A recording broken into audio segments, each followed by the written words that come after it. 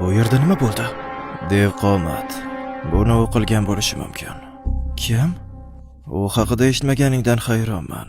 Tuxumdan atigi 2 kun avval chiqqandim.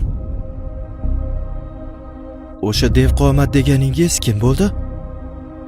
Bu chivinzodalar avlodidan kelayotgan afsonalardan biri hisoblanadi.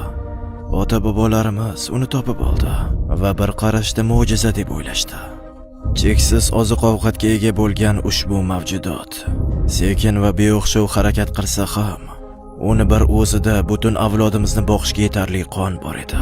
Aynan shunday qilib, kun-tun ota-bobolarimiz ushbu mavjudotdan qon yig'ishni boshlashdi. Lekin ular chegarani unutishdi. Dev qomat uyg'ondi. Havoni o'zi qizidi. Shamoldan momaqaldiroqlar tovushi kelardi. Xuddi Xudo bizni qirib tashlash uchun iblisni yuborgandek bo'ldi.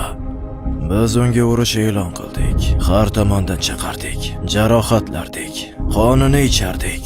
Kichik janglarda biz g'olib bo'lib kelayotgandik. Lekin har kuni u qayta uyg'ona olardi. Boqiy hayot kechiruvchi, shikast yetkazib bo'lmaydigan. Asrlar davomida biz u bilan kurashib kelsak ham hali hech qachon uni yengilganini ko'rganimiz yo'q. Quvonishing mumkin, bolakay. Uni ko'ra olmay hayot kechira olsang quvonishing kerak. Chunki uni uchratgan kuning u sen ko'rgan so'nggi narsa bo'ladi.